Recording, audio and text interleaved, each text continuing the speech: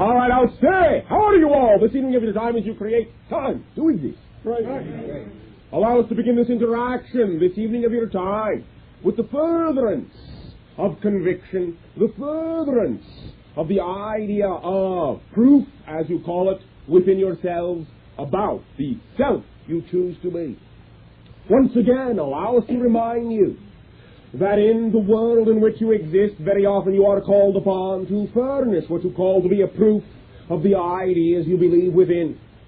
Recognize once again that in an essential, fundamental way, there really is no way you can prove anything to anyone. You are your own reality. They are their own reality, and anything that they choose to believe in their reality is the product of that choice. And anything that they experience in their reality is the product of their choosing to create it in their own reality to begin with. Anything that you create in your reality, in order to be experienced in any way, shape, or form in their reality, must be chosen by them as one of the ideas they already believe can be a proof, a reality, a truth for them. In this way, therefore, allow us, once again, to put forth the suggestion and the notion that while there is really no way you can really prove anything to anyone else simply because you, being your own universe, do not necessarily have the ability in physical reality to know whether you are communicating with another consciousness or with simply your own projected hallucination. And thus you may, in all the convincing that you are doing, only be talking to different facets of yourself. In this way, therefore, recognize that the only one individual that you can truly prove, in your sense of the word, anything to is yourself. In this way, the idea, rather than going about asking other individuals to prove to you the things that they know to be true for themselves, simply take it upon yourself to recognize that at any given moment, anything you desire to experience in your life as a truth, you can create your own proof within your life of that idea. You can always recognize that many of the things that we share with you in this way are not given to you as the idea of proofs. They are given to you as the idea of perspective, points of view, suggestions, sharing, probabilities, possibilities, possible ways that you may also choose to create a perspective in your life, to understand the idea that you are, expand in your own awareness. But in this way, never do we nor can we offer any idea of proof, simply because, at this time, the idea is that there is no way to prove anything in the sense of forcing anything upon you.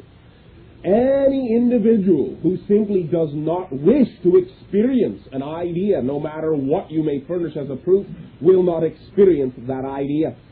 No matter how, in your terms, blatant a proof may be, if an individual chooses not to experience it, they will not. In this way, therefore, the idea is to simply recognize that at any given moment, anything you desire, anything you wish to explore and experiment to determine whether it is, in your terms, true for you or not, can always be subjectively experienced, subjectively proven by yourself in your life to your own satisfaction to work as a proof for you. But it will always be your own version of that idea and will never be the other person's version of that idea. So even if you, in your terms, buy what they are sharing with you as their proof, you are still creating your version of that idea in order to experience it in your reality. Thus, the only proof you are ever buying anyway is your own. You are only convincing yourself of the validity or reality of any situation, regardless of what anyone may share with you as their proof. It is never their proof you accept, it is yours. In this way, many of the ideas we have shared with you about your ability to create the type of lives you desire to create, we cannot prove this to you. We cannot prove that anything we say works. However, you can. The idea is simply that, what we suggest to you, out of belief, out of faith, out of knowingness, you can put into action in your life, and you can see that your reality can be allowed to be ecstatic, does not have to be made or forced to be ecstatic, cannot be forced to be ecstatic, but can be allowed by you to become the desired creation you wish it to be. And you can create and generate in your life your own proof that life can be simple, life can be easy, and that you can experience yourself as the creator of the universe you are. All of these things that we share with you can be experienced by each and every one of you individually and collectively, but it is up to each and every one of you individually to choose to believe that that can be an experience. As we have shared with you many times, it is not seeing is believing, it is believing is seeing. And the idea, even though we understand the habit that your society has of how it looks at things, the idea that saying, well, all right, I've had the experience and that is why I now believe that such an experience is possible. But recognize, because you are not in touch many times or have not been in the past with the non-physical higher consciousness portion of your being, that in actual fact is what you utilize to create the physical existence, then many of you simply do not realize that any physical experience you have in life is the product of what you already believe, whether you are consciously aware or not of that belief. All your emotions, all your feelings do not appear from nowhere. When you have a feeling, it is not simply because, well, that's just the way I feel. There is a reason for why you feel the way you do in any given situation. And the reason why you may feel at any given time about any given situation is because your feeling is the product of what you have been taught to believe is true about that situation. The way you have been taught to view that situation. So ingrained and so automatic are these beliefs within you that you do not even recognize that you have them many times. In this way, therefore, the feeling may seem to be the first thing you have to go off of, and that is why many times you think that the feeling is the first manifestation of your relationship to any given situation. It is not. It is the second manifestation. The first manifestation is what you believe to be true. What you believe to be true is what you experience in your physical reality. Then what you experience in your physical reality as the product of what you believe to be true creates the reaction of feeling and emotion within you. That emotion may then reinforce the original belief, which may then recreate the situation to give you another reaction. But the idea, first and foremost, is that you have your own proof to begin with. Anything that you experience in life, you experience because you believe that to be a plausible, possible, and the most likely reality you can experience at any given moment, whether it is positive or negative. Now, it does not necessarily mean that you have a very specific definition that, oh yes, I exactly, precisely believe that I was about to stub my toe. No. The idea simply may be, however, that you may have a very strongly ingrained belief in the experience or needing the experience of pain, perhaps to remind you of something, to wake you up, to shock you into the center of your being. And that manifestation will then occur in your physical reality along the path of least resistance. The one that is the easiest and quickest manifestation of the ingrained generalized belief. Are you all following along? Yes. In this way, therefore, with the idea of anything you experience in your reality, since it becomes from your belief system to begin with, remember this. What you experience in your physical reality, therefore, is not in your physical reality as a representation that you are stuck in that physical reality. It is not a situation that is in your life as a representation of the idea that you have failed in something else in your reality. The situations that are in your life to act as a mirror of the beliefs that exist within you, so you can consciously know what those beliefs are. The physical situations that occur in your life are there to show you what beliefs you have bought into. And if you don't prefer them, now that you are aware of what they are, change them. The situations that occur in your life are there to give you the opportunity at any given moment to recognize what it is you choose to believe in and what type of a reality you desire to experience. All these situations that occur are the feedback reflective mechanism to allow you at any given moment to be completely and utterly in touch with what you believe your reality to be. In no way, shape, or form do situations occur because you are stuck or condemned to repeat them, or because you have failed to create something else.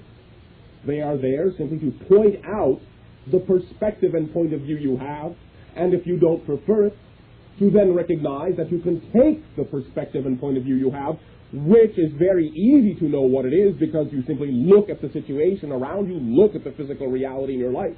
That is appropriate general definition of what you believe, and you can then, having the definition now, redefine it. That's what your imagination is for. It is the key, the tool, to unlock you from any reality you do not prefer, and in this way orient you into the reality that you do prefer. And of course allow us to remind you once again that when we say prefer and not prefer, we do not mean that you invalidate the reality you no longer prefer. For to invalidate that reality is to cut off a portion of your being, and that action only puts you more squarely locked into that which you deny as a part of your being. You all follow along? Yes.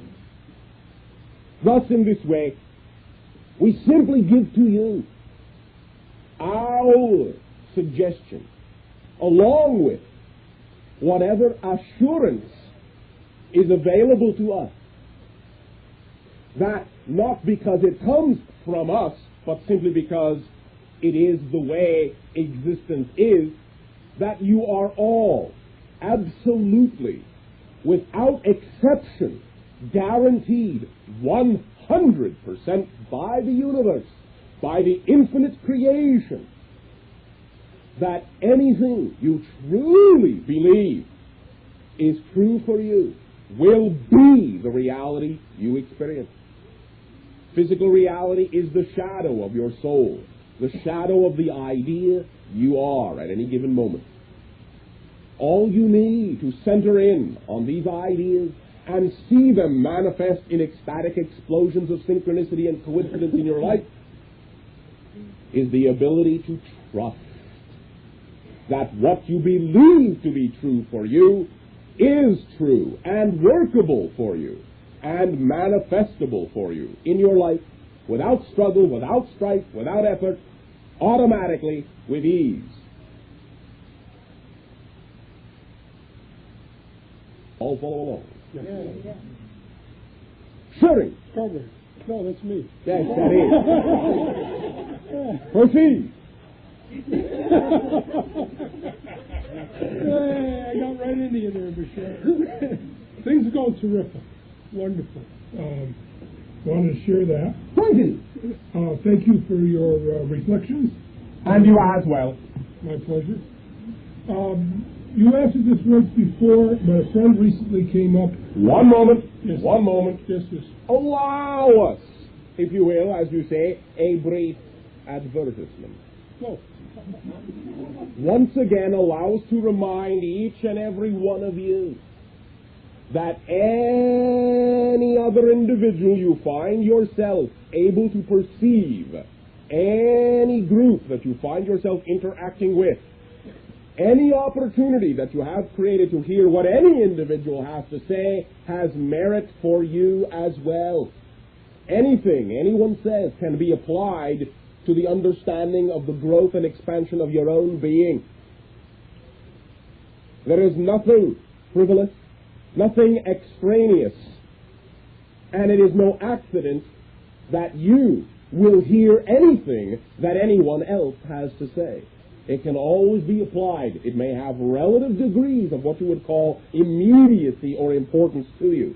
But always, anything anyone has to share is a gift and an opportunity for each and every one of you to recognize a way in which to turn that phrase that they have shared into one that has relevancy for you. We remind you once again, there are no boring situations, only bored minds. Proceed. Nice promotion, Bashar, the real motion of a pro.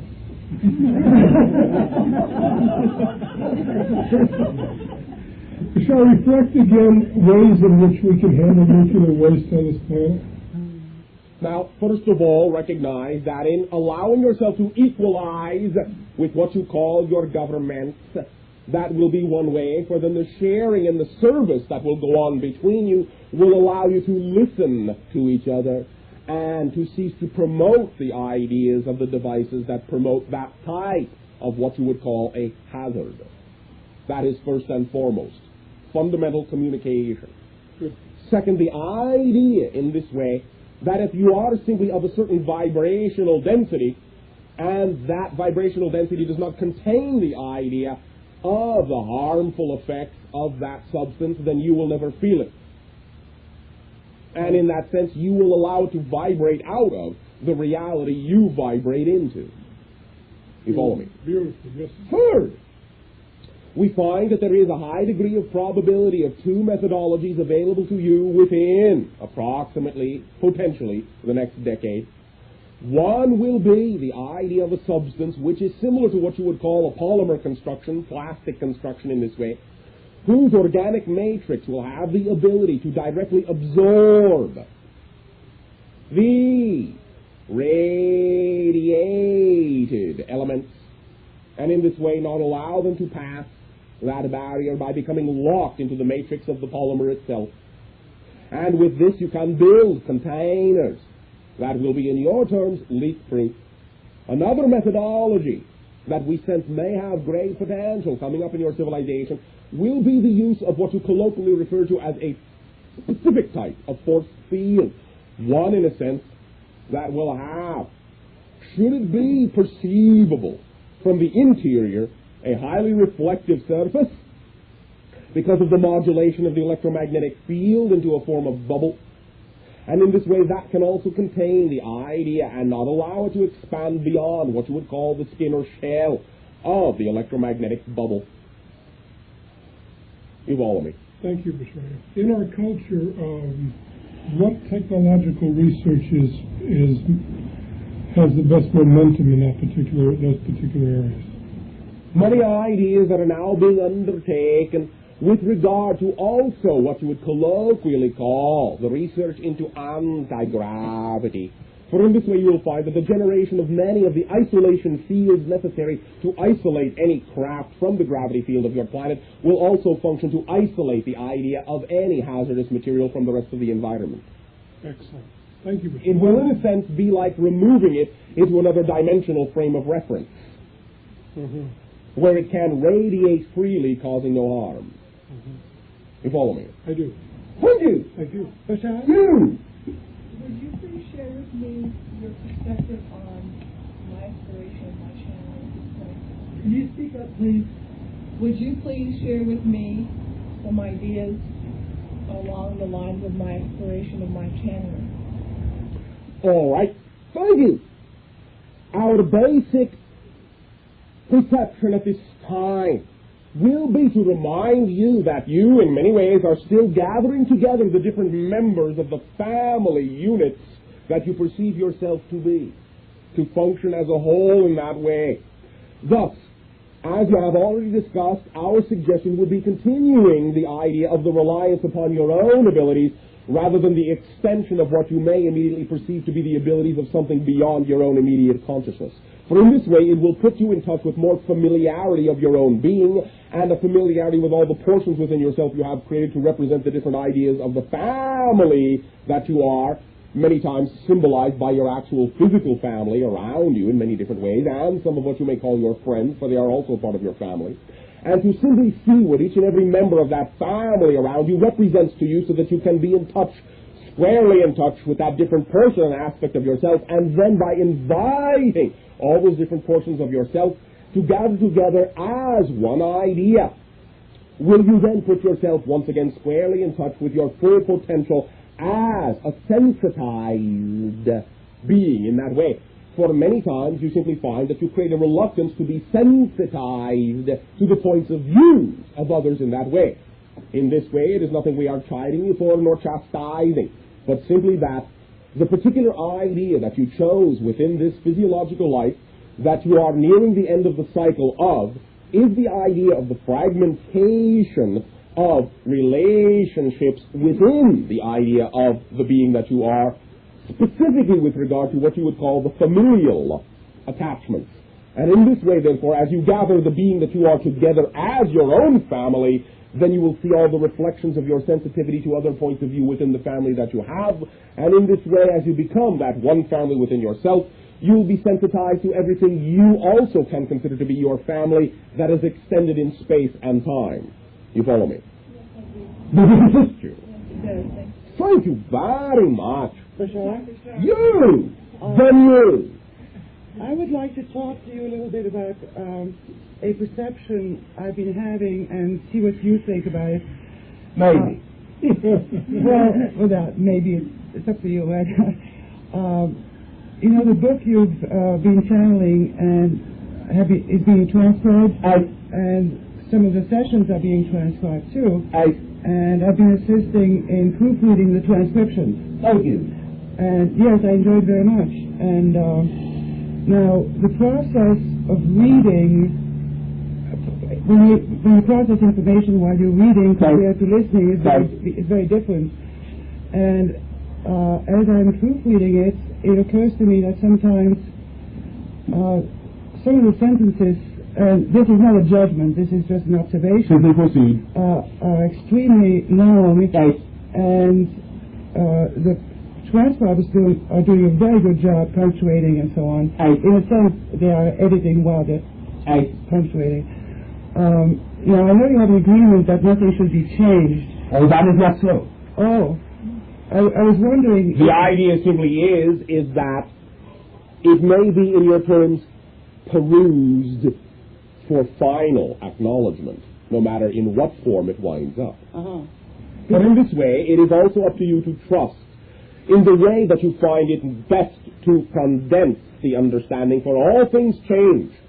Our mode of delivery changes along with the availability of changes to occur within the channel, along with availability of changes that occur within you.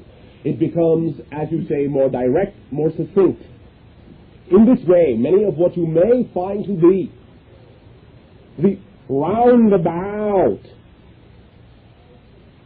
sharings that we have had with you are the product of many things. One, do not forget, we are not speaking your language, but we are modulating what is available to us within the vocabulary of the channel, and we also learn how to be more concise.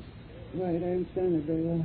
Secondly, you will find that much of what may appear upon simple observational reading to be a very roundabout statement, when it has the particular type of inflections and energy patterns that go along with it, will actually be an extended conversation, and perhaps, in a sense, 2 or 3 of what you would call sentences run together because we are speaking to you simultaneously from many different points of view. I understand. And it may come out as one long sentence when in fact it is in fact 2 or 3. I understand. But as you find yourself within your own intuition and in your own centered being, condensing the idea and putting it forward, then we will in this way simply once again, as you say, peruse the final results, perhaps make a suggestion or 2. But the idea is for you to treat as anything as an in-the-moment creation, and not something that is rigidized or fixated in time, for then it would only become, as you say, stale and outdated. I thought perhaps the first proofreading I do or somebody else does, we do it exactly as it is, and, and then perhaps 2 or 3 people might look at some of the sentences that appear quite awkward, and maybe get together and rephrase it, or maybe change a few words here and there, and then then ask either Daryl to look at it or check That it. will be all right, since the link between us is always open for that type of observation. But simply also understand, many times what may seem on the surface to be awkward is said in the way we have channeled it through for specific reasons. And what may seem to be awkward in this way may also be necessary for a certain type of understanding or inflection. I understand, and those of us who are used to the way you talk, we pick that up as we're reading it. But if the book is going to be sold, We understand. Yeah, then perhaps. Simply proceed as you will. Okay, great. Thank you very much. Guys, Bashar, one moment. I would like to thank you for the reflections and insights that you sent to me that helped me to relate to, feel, and integrate the intense emotional experience of my husband's transition from the physical dimension into the spiritual one. That is no error. All right. Physical dimension is just the spiritual. All right. I wanted to say I have not been here on Wednesday night for a few weeks, but some friends did present this situation to you, and you sent some feedback, which I did get, and that is what I wanted to thank you for. We thank you for your willingness to open up in the ability you have to sense that life always exists and simply transforms in many different ways, and that you are always in touch with whatever facet you need to be in touch with. Thank you. May I ask a question? You do not have to ask if you can ask. All right. Otherwise, you have already asked, and we shall move on. I was planning a trip to San Francisco this weekend. Have a good time. And all right.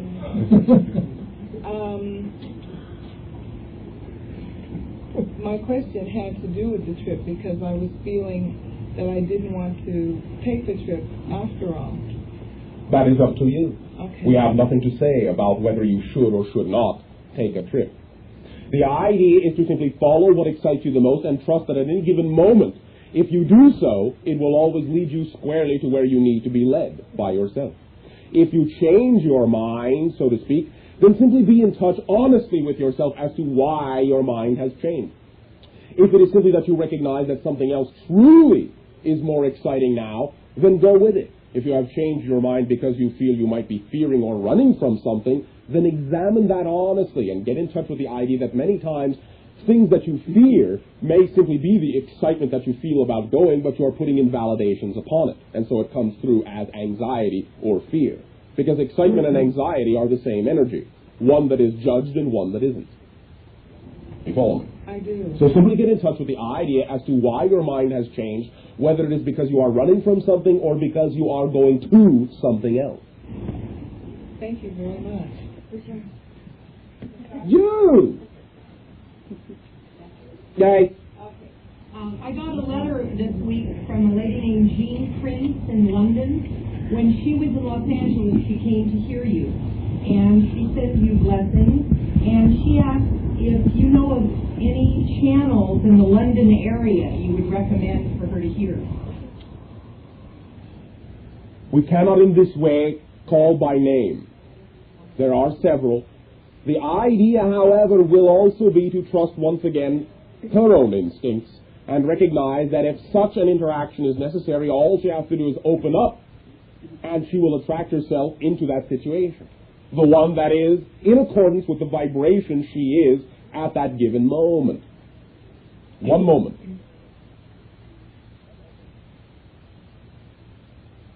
What we find may be the most narrowing we can do at this time in sensing the flow of that energy or potential interaction will be to recommend the area referred to as Southampton. Thank you. Thank you. Bashar. Bashar. Yay.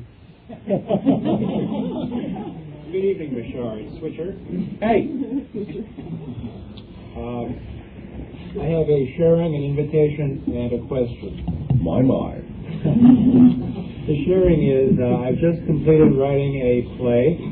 Oh. Did you have a comment? Oh, Okay. that was it. Oh. Very significant. It's a full-length dramatic comedy. It's a lot of fun. Oh, we thank you for allowing it to be full length. You're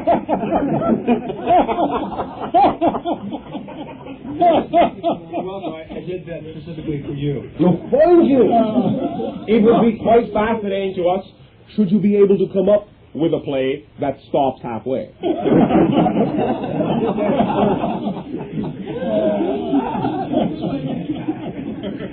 did that at first because the people in this town, in Hollywood, are used to a lot of half-assed things. And so but I thought, no, Bashar would like it to be fully asked. So I anyway, it's a lot of fun, and it's a transformational play disguised very well as a modern mainstream society piece. And anybody who's thank you. Anybody who's transforming or understands the transformation will go, "Hey, this is a transformational play." Anybody who doesn't understand that consciously will just experience the transformation without necessarily a conscious recognition of it. All right. It should be a lot of fun. Thank you. The invitation is that we're looking for a theater, small theater, 99 seats or less, and we're looking for funding. So I invite anyone who would like to read the play, contact me, read the play. If they have a theater or know somebody who does, or is interested in providing funding, or know someone who would be interested in doing that, I invite they're contacting me. And they can contact me through Steve? Okay, through Steve. Or else contact me here. I know this tape goes out to a lot of people, so I invite anybody who hears the tape also to do the same thing.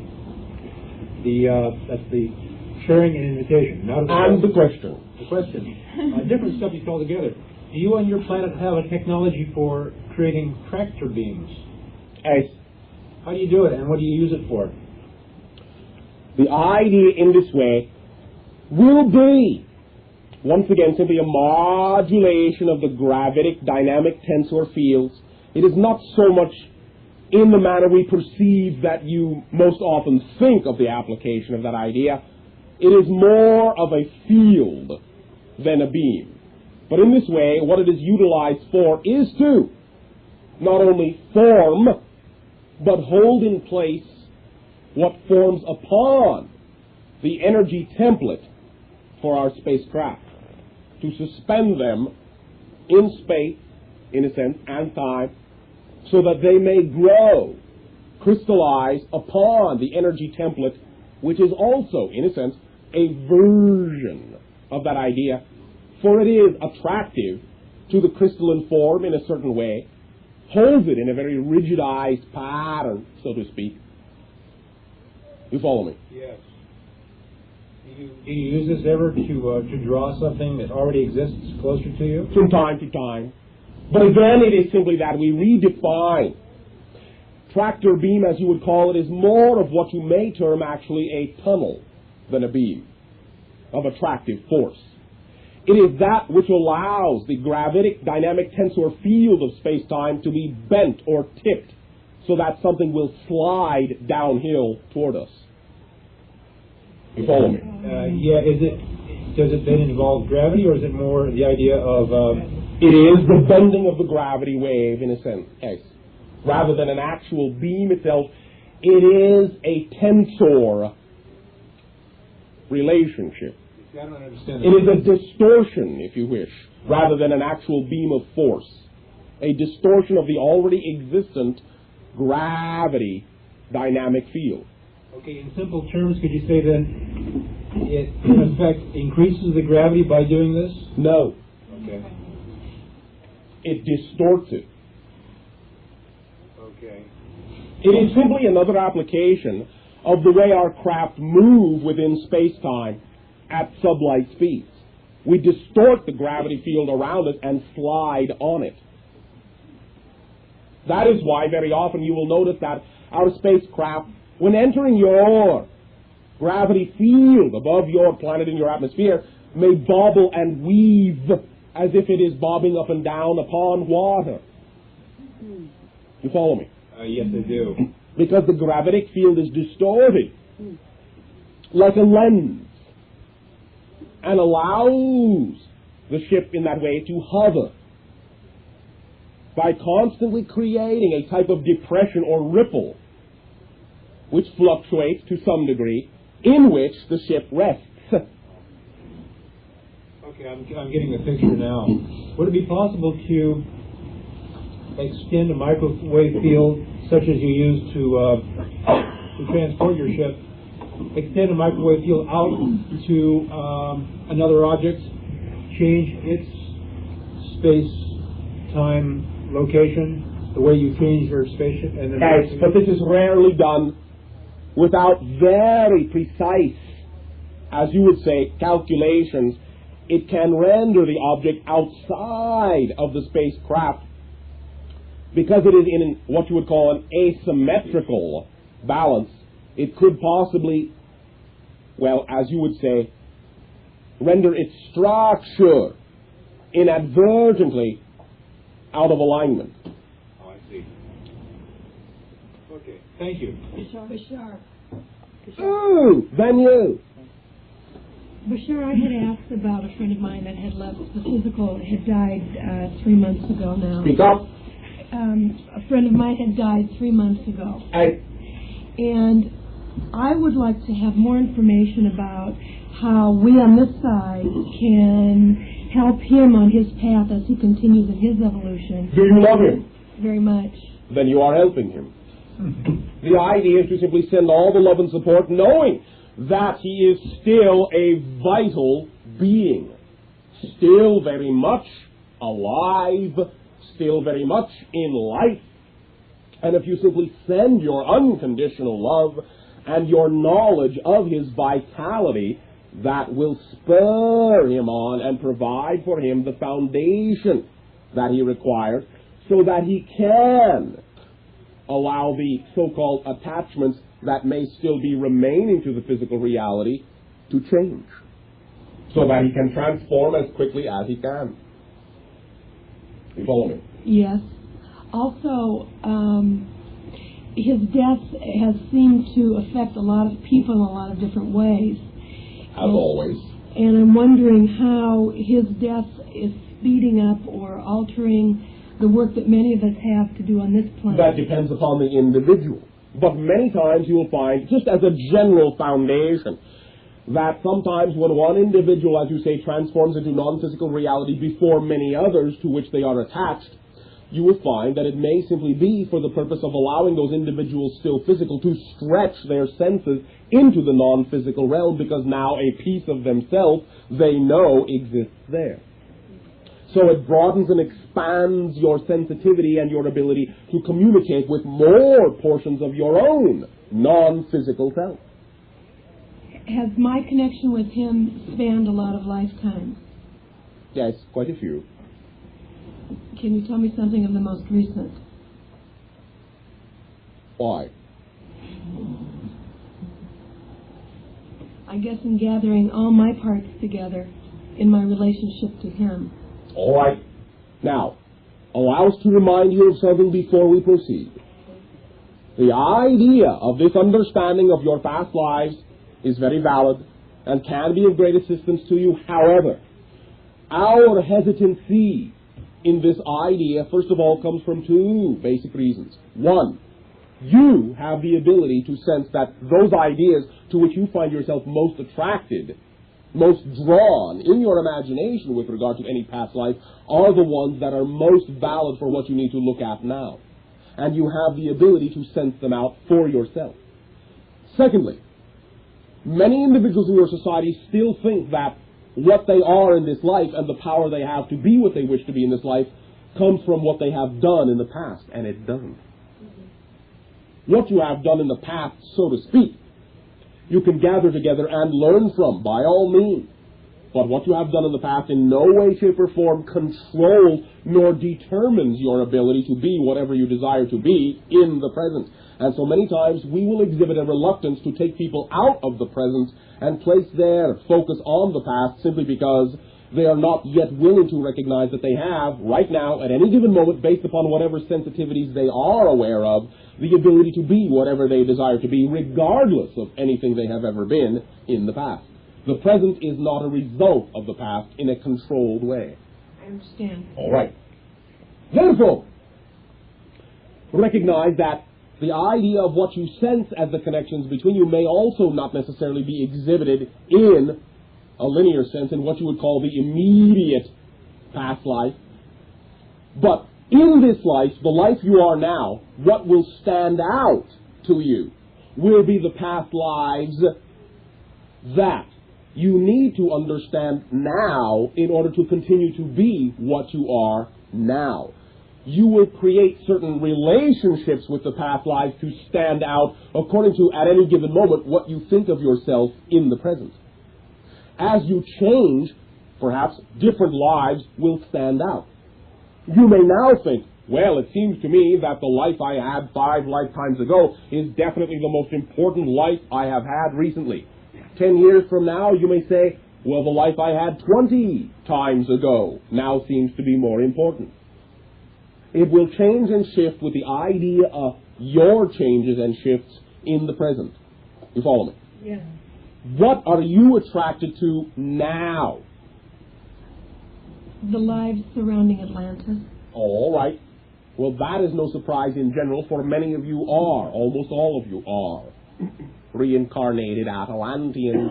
For in this way you will find that your United States of America is an almost exact historic parallel of Atlantis, and many of you are now undertaking similar, not the same, similar ideas once again, so as to experience the transformation you went through before from, as you say, the other side of the coin, and allow yourself positive integration rather than the idea of negative destruction. And do not forget, many of you, we understand, are prone to say, well, what was my life in Atlantis? Atlantis spanned thousands of your years. Many of you have had hundreds, if not thousands, of lives in Atlantis. What idea attracts you the most now? The idea of the priestess. All right. What can you learn from that particular facet or reflection of yourself in the idea of what you are becoming now? How to manifest more quickly. All right. All that takes is trust. Trust that wherever you are at any given moment is where you need to be. And that what you do desire, if you are directly, honestly in touch with what you believe you need, will always be seen to be manifested almost instantaneously. Now, we will also give you this once again. Though we rarely recommend, we will, in your terms, recommend that there is already many powerful, impactful techniques that exist within your literature and society for the idea of getting in touch with your belief systems and creating the ability to manifest what you desire. One of these comes from the consciousness you already call Lazarus and exists in the form you call tape. We would suggest that you, perhaps if you wish, do not have to, avail yourself of this understanding simply because it is so very focused and so very precise. Other than that, we would turn you over to your own imagination and your own trust. Understand something. Many of you have heard us many times simply turn back to you the idea of trusting your imagination. Get in touch with the fact that when we do suggest that you get in touch with your imagination, we are not simply being philosophical.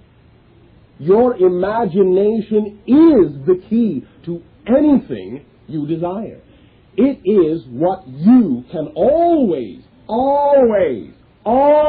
any exceptions? No, none. Always rely upon to provide you, if you need a method, if you need a technique, if you need an exercise, if you need a ritual, your imagination can provide you with the technique, the exercise, the ritual that you need. Your imagination is a dimension unto itself. It is the dimension in which you exist, so to speak.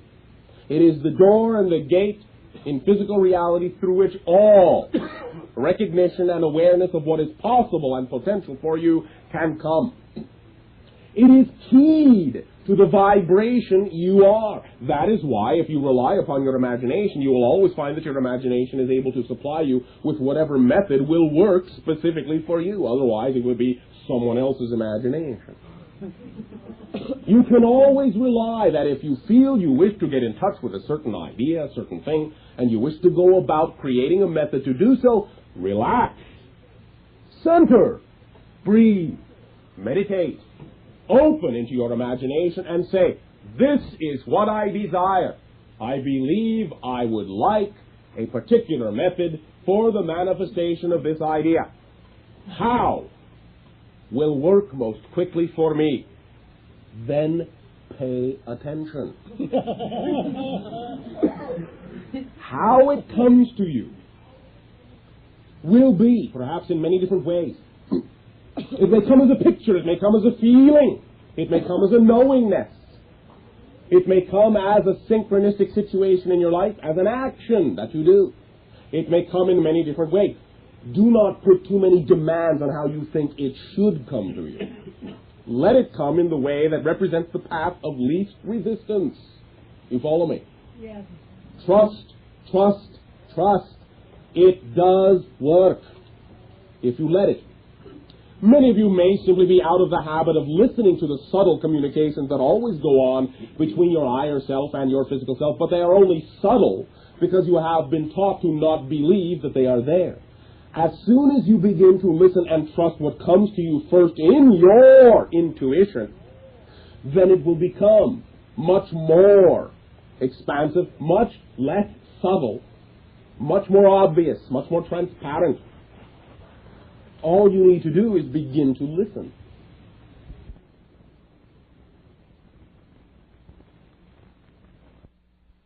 To the being that you are. And you will find that you always know what you know when you need to know it.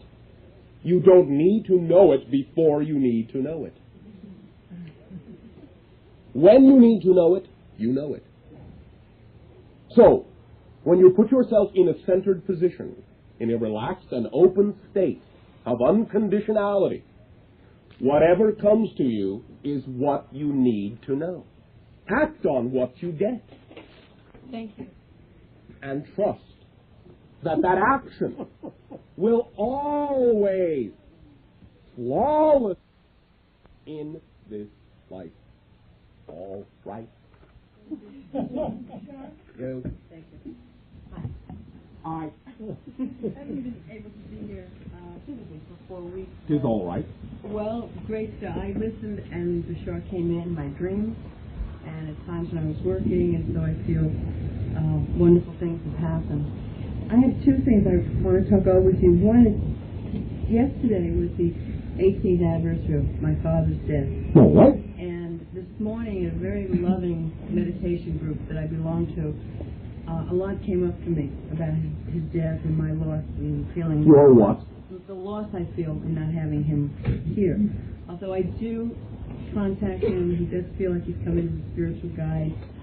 But today, a lot of feelings about where is he, what's happened to him. I have a sense sometimes he was a magnificent musician and music teacher, and I have a sense that my youngest nephew is somehow connected to this because all of a sudden... He's a part of the same whole soul. Yeah. But not exactly what you would call a direct, complete reincarnation. Okay, because 2 years ago he began to play music. As And just began to write songs. But there was much communication in the non-physical reality before that creation of the split off of the soul occurred. That being in this way, therefore, contains the memory of that communication and a direct tap into that ability. But the idea of the overall energy of the being that you would have recognized in this way, much of it, quote unquote, now this is all colloquialisms in the terminology that makes sense in your language the most, but most of that individual still exists in non-physical reality, in the vibratory sphere, if you will, of that of like attracts like, and is interacting as many other individuals and spirits that express themselves musically upon your world. It's beautiful to know, Bashar, because I feel like somehow my father died too soon, that the world should have known his music and didn't. There weren't tape recorders and that kind of thing, so that's... What was the way it was. How did he die? The idea of the life as he lived it was what it was. Period. Mm-hmm. There are no should have beens. Okay. It was what it was. And what it was what that soul needed to experience. Mm-hmm. Period. No regrets. That soul experiences no regrets. Why should you? Well, that does sound like my dad, I'll tell you that. And he would be hanging out with musicians, that would be for sure. Okay, I just really was in touch with a lot of feelings about him this week. And, all right. But again, allow us to remind you, when you say, well, I was in touch with a lot of feelings, allow yourself also to let those feelings put you in touch with the beliefs that create them. And if you find that the feelings are negative, then get in touch with the beliefs that are negative, so that you do not necessarily need to have negative feelings. Mm-hmm. So that you know there is no loss, except when you believe in separation. You follow? Yes, very much. Thank you very much. Thank you. I wanted to say one other thing, though. My husband and I have recently co-created a company that we have named Atlantean Waves.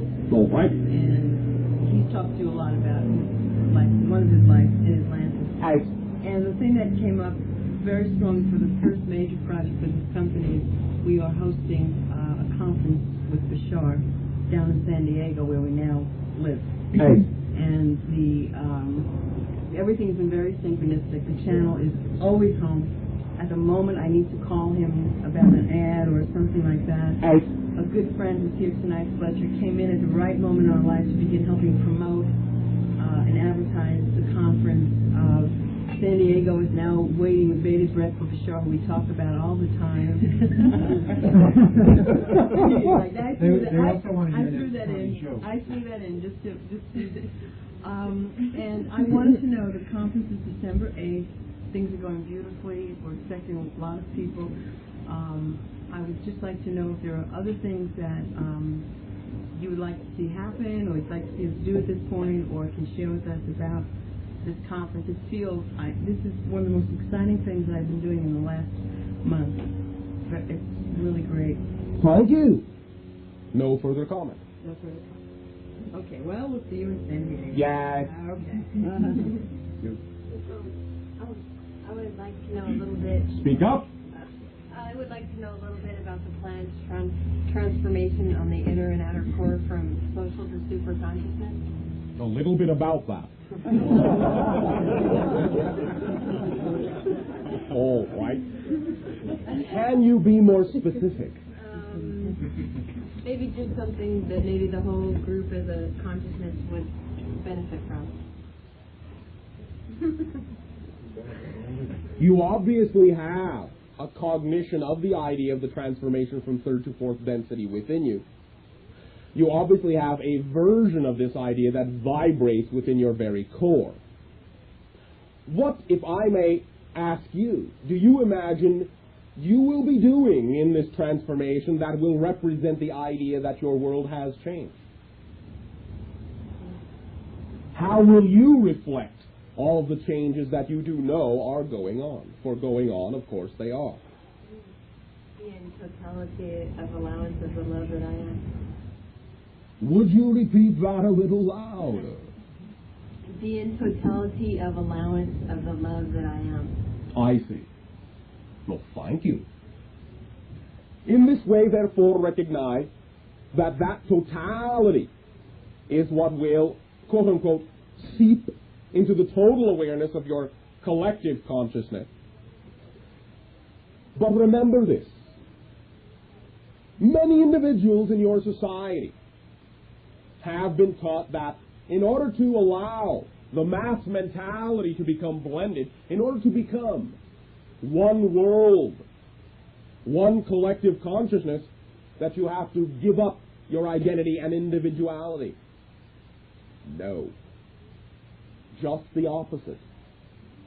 For just as you are an individual, and yet you have created yourself to be represented by many different personality fragments, you know that you are the strongest collected individual you can be when each and every one of those fragments within you that you have created is equal to every other fragment and equally strong. You follow me? Thus, the ability for you to become a super-conscious civilization in that way, the ability for that particular level of existence that you are, that particular oversoul that you are, to have the fullest cognizance of its existence as a singular identity will come from the equality and equal strength of all the individuals of which it is composed. So the stronger you are in expressing yourself as your individual, as the individual facet of the multidimensional crystal you chose to be in this life, the more opportunity you will allow for the blending of the superconscious to occur and manifest itself in your reality.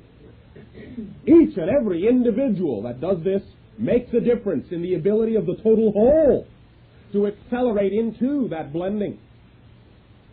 And where one individual makes an impactful difference, 2 individuals, 3 individuals, 4 individuals add a geometrically accelerated ability to the entire society to be able to choose that reality for themselves as well. This whole idea of the compounding of acceleration is one of the primary motivating energies that will be experienced in 4th density reality, where you will access more of the totality of your being, and that is why you will find that you will create less and less need for time in which to experience that totality. And so while you have experienced the idea of limitation and separation and segregation for hundreds of thousands of years, now that you are laying the foundations for integration, centering within the now moment and living in the now moment and creating less time in which to experience the idea and the beingness of yourselves, you will find that 4th density reality will generally, as we perceive it, not need to cover more than approximately 2,000 to 3,000 of your years further. And beyond that, you will have no need to exist as a physiological culture anymore. Many of you may decide to, let's say, stick around and function as spirit guide for the next group who choose to incarnate physically upon what would have been your older. And in this way it will then be the creation of a new cycle. Many of them, in being sensitive to the existence of your non-physical assistance, may start thinking of you as, let's say, the nature spirits that came along with the territory. Will this have been of assistance? Bashar. Thank you very much. Just completing a video project that will include a booklet and an audio tape. The audio tape will include various samples of channels. And how did you feel about allowing some of the channeling that is audibly heard here to be represented on that tape to give the people's an oversight of various different modes and the variation of facets? We are always willing to allow the participation to be shared in that way, as long as the idea of what you call the integrity of the original information, whether literally or not, is maintained. It will be. Thus, in this way, always, once again, since the link with the physical channel always exists, in this way, as you are ready to proceed, simply share the format you have created with the physical channel, and with our blending, with our connection, will always come the intuitiveness and the understanding as to whether or not it is in the format that does, in fact, reflect the original integrity. Thank you. Woohoo! Bashar, Hey! my mother has been visiting California. She's been here for a couple of weeks, she's had lots. Speak up. She's had lots of positive change and expansion. All right. And in 2 days, she goes back to the East Coast. And she is now ill. All right. The symptoms are diarrhea and vomiting and stomach discomfort and stiffness in her limbs. Can you give me some reflection, insight on this, if it has to do with energy vibrational changes? Well, to some degree, although it is also to some degree the idea of what you would call the flu.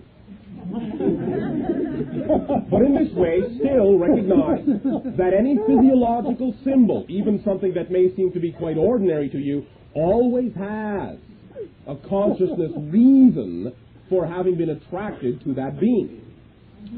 Some of it may be a lack of willingness to return to the original environment. Some of it may be an acclimatization to the new environment in which they have been, as you say, residing of recent. It is an orientation, and that individual will find that even when they return, things will not be the same. They will have a different perspective, a different point of view, and they will actually be able to bring some of the ideas, so to speak, with them, and in that old environment, well, some of what will represent the new understanding they have of themselves, well, let us just say they may find that the ideas they are willing to share in the old environment may have a certain infectious quality about them. This is true. She's taking tapes back and articles on channeling into a totally new environment that has not been sharing in this. Simply allow her to recognize that any time any individual places upon themselves that particular type of manifestation, it is only to allow them to acquire their bearings and to make sure that they are, in a sense, buffered in a way that will allow them to shift the gears without trauma, to relax, to center in the energy that she feels to be true for her, and once she orients herself squarely in the direction of that flow, of that energy, then there will be no friction anymore between a new idea and an old idea, which in a sense is all that is causing the fevers within the body. Is there anything else I can do particularly to, or, on a physical level to help her? You can share of your electromagnetic auric energy, blue-white energy, surrounding each other in this way, interacting, sharing of unconditional love, and recognizing that you are an energy being, an electromagnetic being in this way. You are a being of light. She is a being of light. You can allow yourselves to see yourselves as blue, crystalline energy spheres that are homogeneous, balanced, flowing, without any particular portion of them standing out above and beyond any other portion, in color, size, shape, intensity. And once you are balanced in that type of electromagnetic flow, you can allow yourself to be aligned much like a battery, and then in a body that is centered and aligned electromagnetically, all the cells will be oriented along the line of flow of the being that you are becoming. There will be less friction, the being will become superconductive, and in this way the energy will flow freely and quickly through the body. And in this way, a body that is centered and flowing has no room for the definition of dis-ease. You follow me? Yes. Thank you. Ah! All right. One of the things you talked about was imagination as a solution. As a methodology, yes. I'm in the middle of an eviction notice and a company takeover. All right. But instead How exciting. instead of looking for a partner or a job, all that I keep coming up with is the idea for a new book. All right. Go to it. Where do I live in the meantime? Who knows? But if the idea of the new book truly represents what excites you the most, then all you need to bring along with you as your luggage is the trust that doing what excites you the most will always attract to you the ability to allow you to do it. And if the ability to allow you to do it means that you have to have somewhere to live, then somewhere will be provided. You follow me? Yes. Maybe, just a suggestion, just as an example, just by analogy. Certain individuals may find that, let's say, all right, to take your example, I wish to write a book, but I need a place to live. Well, maybe, maybe not. Maybe the book will be written because of many travels you will take, and since you will be traveling, you need no permanent home. You will stay wherever you need to stay, and you will attract to yourself whatever you need to provide you with the ability to be the idea you are being. The universe always works and always supports you 100%, always, in whatever idea you are willing to be. You can always flow with your trust, and you can always flow with what excites you the most. Pay attention. There is no trying necessary. I am. Thank you. Excitement. Remember, excitement. What excites you the most, you can always trust that you can act upon, because excitement is the physical translation of the vibratory energy that represents the path you chose to be. That is why it is always effortless, and your life unfolds automatically when you simply do at any given moment what excites you the most. Excitement is your signal, your arrow, your barometer, your gauge, your indicator to let you know that no matter what the surface situation may appear to be like, no matter how disconnected one situation may appear from another situation, if they both contain the idea or have in their own timings contained the same idea of excitement, it is the excitement that lets you know they're a part of the path you chose to be and are connected. Follow it.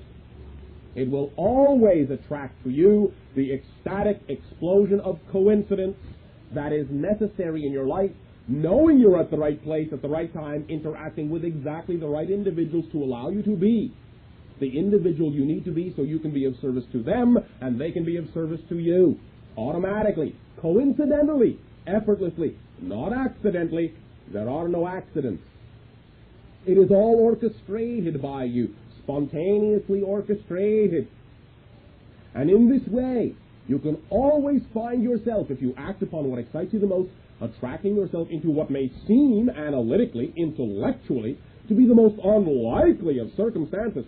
Well, I am really excited about accepting, let us say, this invitation to go here, but what has that got to do with the idea that I need a place to live?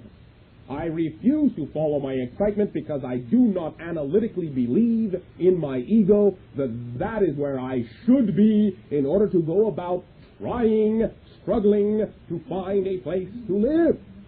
However, if it is what excites you the most and you simply accept the invitation, you may run into exactly the individual who will, perhaps, provide you with a place to live. Maybe they're going out of town and they want somebody to stay there. Free.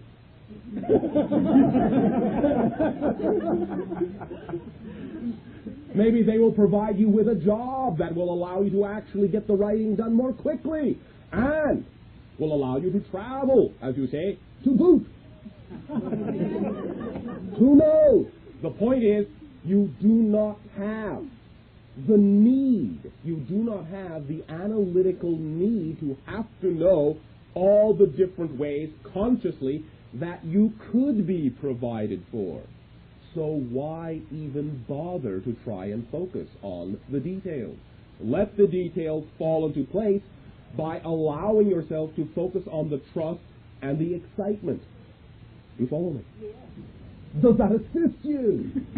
Yes. Well, allow me to assist you a little bit further by suggesting that you have a very lovely break.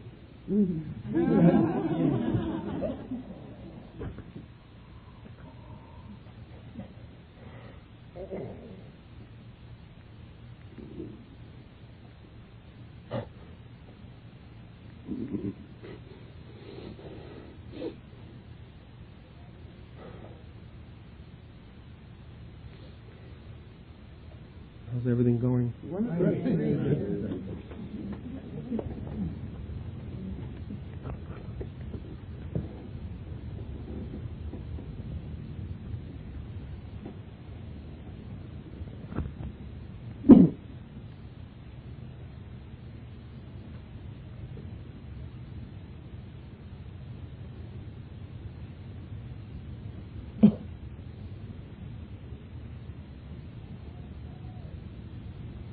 All right, okay. Sharing. Bashar. You. All right, now, we have to some degree already done some of this. It already exists in some of what you would call the literature forms that exist of our discussion. We will simply, in this way, allow you to fill in the details, but we will give you a brief idea. In this way, your society, in having created itself to be one that has refused to examine the polarities within itself, has not allowed the blending of the male and female energy to take place within each and every individual on an equal basis, thus has created the opportunity for individuals to create within their life an expression of what seems to be, to the mainstream, if we may use that term, of your society, an imbalance of expression of one side or the other of their sexuality. And in this way, it is as a reflection that each and every individual, both physically male and physically female, contains the ability of the expression of both energy.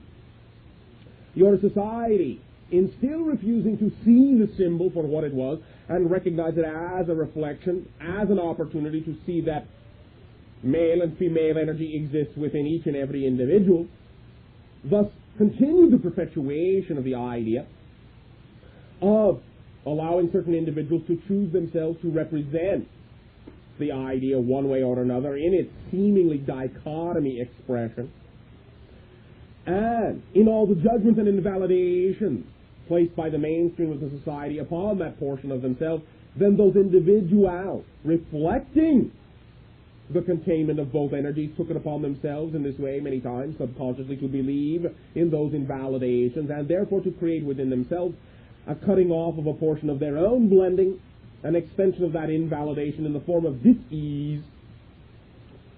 Very simply and concisely put, the inability of your society to allow certain ideas of blending and balancing to occur within it thus has now co-created the dropping of all barriers and immunities to that recognition. Now you have created yourself to be forced to deal with the blending of the energies of male and femaleness within your society, so that when each and every individual chooses to allow that to be equal within their own being, no matter what they physiologically are, and can function as a balanced being in the form of the expression that they have chosen to exist physically, then there will be no more need for the forcing of the dropping of these barriers to force them to interact with those individuals who have functioned as symbols of expression that each and every individual does contain both sides.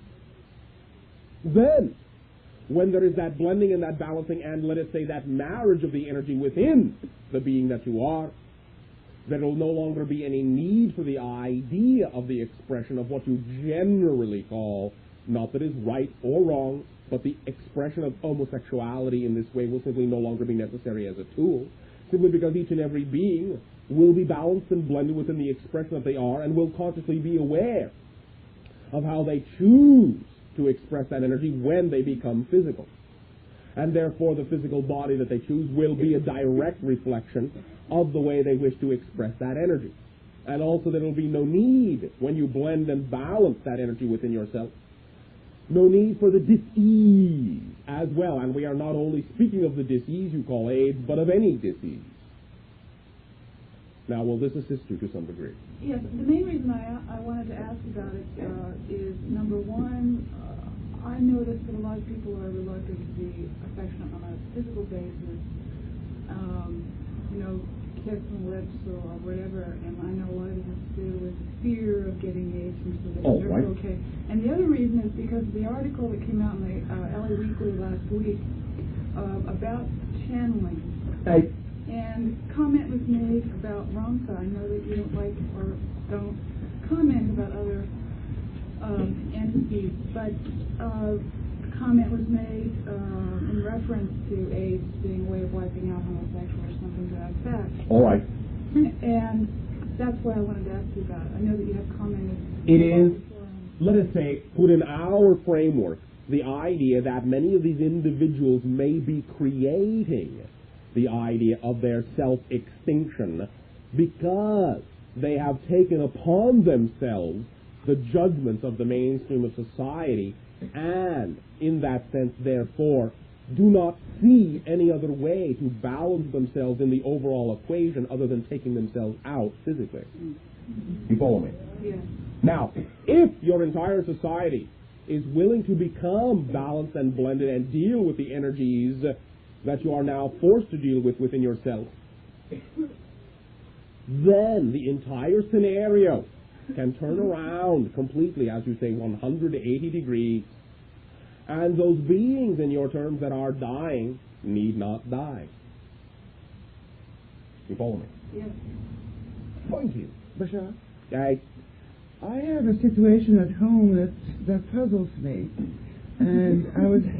well, put the pieces together. Well, yeah, that's what I'm going to do now. All right. A couple of weeks ago, I noticed that I had a rat that came into my kitchen, and I think it lives in the wall, and it also, there is also a rat that goes into the guest room, and I think I thought it was the same rat. Well, anyway, I feel very strongly about not killing anything. All right. And so it was getting into the food, so I thought, well, I'll feed it, and I will start showing it the way out. All right. And I've been laying trails of food from where I think it comes out at night through the kitchen to the patio. Right. Well, it's sort of smart. It doesn't like to go out. It stops eating right by the door. But I thought, well, I'll do it again, and I'll try different ways to do it and so on. And then I found out also it was in the guest room, and it ate some of the dog biscuits I was storing there. Well, I got the dog biscuits out. And I thought, since it was the same rat and I fed it in the kitchen, it won't go in the guest room anymore. Well, tonight I got my warm coat out. Yeah. And I noticed it had started to chew on my brand new coat. All right. And I was very upset about that, because I don't mind sharing food with it, and I don't mind, but I don't want it eating my clothes. I see. Now, I did talk to it. All right. I even went on the causal plane, but I didn't quite know what image to generate to have it outside my house. And see, obviously it's a nice place to live. I would assume so, since you live there. So I can't tell if you would be better off outside, because I don't think so. May I take this opportunity to extend our appreciation for being willing to amuse your friends. Ask him to pay half the rent. I dreamed about it too, and it's got a beautiful golden brown coat. Oh. And it's the rest of Better than your coat. very pretty eyes, and I don't know what to do, because I really don't want it eating my clothes and his coat. I mean, it's funny, but it's I don't really know what else I can do. All right. The other thing that I wondered about was, when Dreamer talks, Okay. he said not all dolphins have that kind of consciousness. And I was wondering... It's not that they do not have that kind of consciousness. Many of them simply have not chosen to express themselves in that particular manner. Oh, okay. All right? But you can still communicate with the other dolphins? Oh, yes. Okay, so there is no barrier to my communicating with the rest? No. Okay. Now, what does the coat represent to you? Warm? Warm. I just saw it. All right. How do you think of it? I think of it as, when I come here, it gets to be late and it's real cold, and I thought, it'd be perfect to come to the Bashar sessions with. All right. Or if I have to go back east or whatever. All right. So, in a sense for you, in terms at least of temperature, it is a form of feeling centered, feeling secure. Yes. All right. In your understanding of your relationship to nature, can you allow yourself to feel that warmth coming from within to the degree that will allow you to perhaps, just a suggestion, not need the coat? Oh. Wow. Just asking. Not really. Not really. All right. Well, perhaps.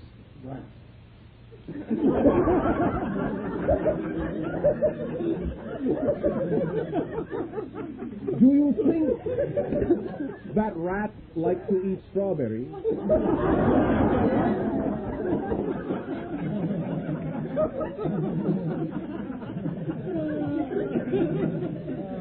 I know they like guava. Because it ate some of the guavas I had. Close enough.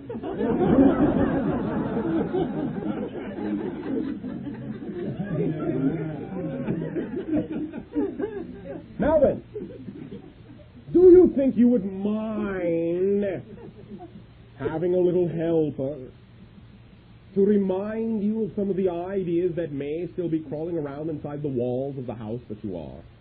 In between the walls that you have not quite gotten at yet.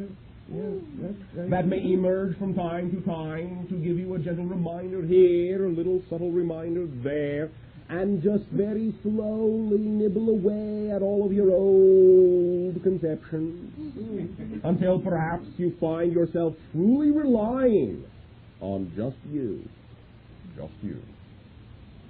rather than having to.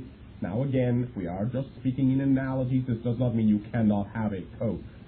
But rather than relying upon the idea of external symbology for the warmth of centered security. You follow me? Yes. All right. If you begin to explore these ideas and also allow yourself to set up a possible exploration in your dream reality with this being and the reflection it is being to you, then perhaps you can see from its point of view and go exploring from its point of view and get a first understanding of the way it sees you, of the way it thinks, of the way it motivates its consciousness with respect to you. And then as you identify with it, do not forget that the idea, many times, of when we suggest that you talk with an animal, the easiest way to do that is to identify with it. To talk as it. With it. You follow me? Yes, I do. Thank you very much. And in this way, therefore, when you allow yourself to have that perspective, you will then see both sides of the event, and you will be able to relate the reasons for the ongoing interaction. Then you can transform them into other ways that will not necessarily have to seem to be destructive on the surface,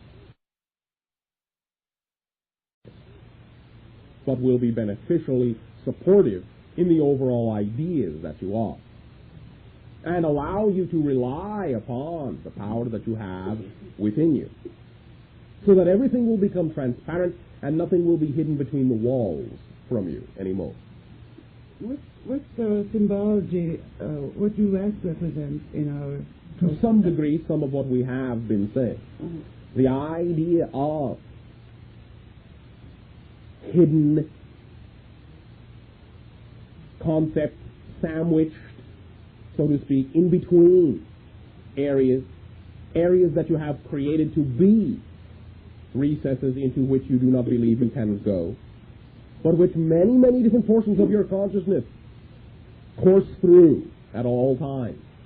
popping out now and then to remind you here and there that they exist, they have never gone away, and that at any given moment you will always find that they are ready and willing to emerge, to give you a little bit of incentive here and a little bit of incentive there, always to keep you on your toes, if you will. But when you allow the whole idea to become transparent, then they do not have to scurry around as such. They do not have to peek out as such from time to time. They can join in the overall consciousness that you are. See and speak as them. Okay. All right? I will. Thank you very much. Now, because you are willing to provide so much good humor with this idea, then we would suggest that in the continuance of that idea, your take for tonight is called rap. Thank you. You. To some degree. He mentioned a few weeks ago that in the process of transcending this plane, rather than expanding in size, it's the process of imploding within the atom, into the nucleus, into the proton, into the quark called truth. Well, that's one way of looking at it. And I was just curious, my understanding of the proton is that it's composed of two up quarks and one down quark, and I was curious where exactly the truth particle. The only evidence is in proton-antiproton collisions, where they're... Thank you. Now, to us, this is all symbology. It is valid for the terminology you are using if that is the way you wish to look at it. But the idea to us goes further into what we call the template representation or manifestation. What you call quarks, basically, are the first fundamental representatives of the non-physical trinary template, because the template is fashioned in tetrahedral structures, always in three. You follow me? Yes. Thus the core, the gateway, the black hole, if you will, that in a sense you are actually going into, is the very center of that little tetrahedral pyramidal idea. That is the gate, the borderland, if you will, between physical and non-physical reality. It is also one of the reasons, this little geometric idea, or structure, so to speak, it is one of the reasons why many of you, upon first perceiving the idea of the causal plane, will see it as a collection of geometric shapes. Because you're seeing it first as the first primal representation of physicality upon a very geometrically oriented template. The gateway is in the center of that tetrahedron, and in the center of each and every tetrahedron, of which there is an infinite number in any given spot. You follow me? Yes. Will this be of some assistance? Yes, but where then is the truth particles in the structure exactly? You're saying it is in the center? There are two up quarks and one down quark. We are not in this way ascribing the terminology that you are using. If you wish to look at it this way, then consider the tetrahedron to be our version, if you will, of an elementary particle. The idea thus being expressed as follows: three factors of space and one of time. Each of what you call the base points of the three-sided pyramid will be the factors of the what you call XYZ coordinates of space. The apex will be the fourth factor that gives sense to time. Each and every minute tetrahedron, thus, is in and of itself a minute concept of the idea of space-time. All 4 points, the three that define the base and the one at the top, are necessary to have a manifestation of physiological reality. In this way, in many different ways, the quark analogy can be fit on this template in many different points of view and perspective, and many different structures. But the idea is that that one tetrahedral structure is all that is necessary to define any and all interactions that take place within physiological reality. It is the prime equational, let us say, format. Now, it is, therefore, because of this structure, that physical reality is what we basically refer to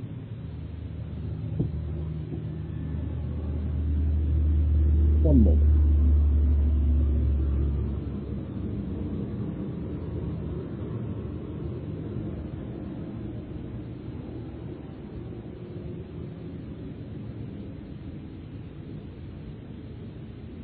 As a 10-dimensional universe, this structure, in the reflection of what you would call the lines that form the structure and the planes that form the structure, give you the understanding of why there are only 4 dimensions visible and 6 invisible to you in the 10-dimensional enfolded universe. The 6 are implied by the interaction of the planes, the 4 sides of the pyramid. In this way, also enfolded within this structure is what you would call the so-called random factor or uncertainty principle. You follow me? For in this way you will find that you are only able to make observations from one particular planar point of view at any one time.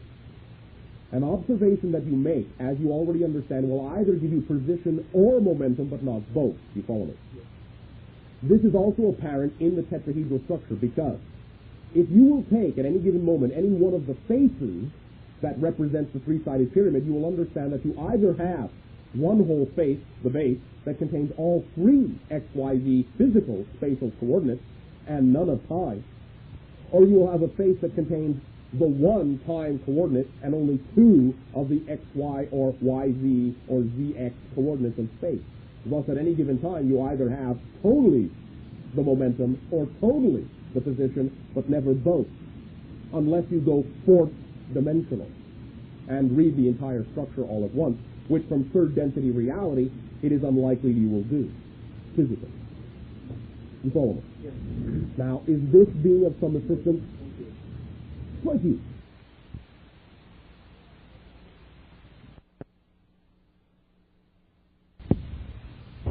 Ask your questions when the aircraft passes over. First question is, several weeks ago you said something like the consciousnesses that reside beneath the surface of our planet, or within the core of our planet, I'm not sure which. In any case, it's subterranean. We're in a slightly different vibrational frequency. If they're slightly different, does that mean they also experience a physicality which is just not congruent with ours? To some degree, yes. Does this mean that they physically, in their dimension, reside beneath the surface of their version of Earth? Yes. Is it like in caverns or... to some degree. Also, there is an expanded understanding of an entire interior area that would be likened unto one great cavern, so to speak. But it is not in your physical dimension. I see. So, but in their physical dimension, they're literally living underneath the surface of the planet. Yes. Although, in many ways, some of them do not consider that to be so. For there are many ideas and ways of perceiving that they have that would allow them to believe that they are, in a sense, on the surface. How do they do that? It is simply their mode of understanding that the quote-unquote ground they walk upon must, by definition, be the surface. Oh, and the entire rest of the universe is on the inside. Okay. Are they unable to see their sun?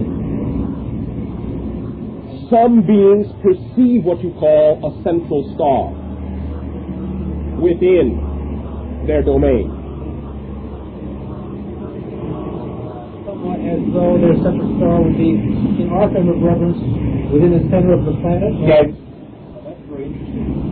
Is there truly a proximity such that they are very close to their sun then, relative to the distance between us and our sun? Yes. That's wild. But it is, in your terms, not a sun of physiological manifestation in your manner, and thus in this way it is neither the same size nor of the same type or quality of light. It does produce light for them. Yes. And nurturing energy for all that grows around them. But it is a more ethereal astral idea.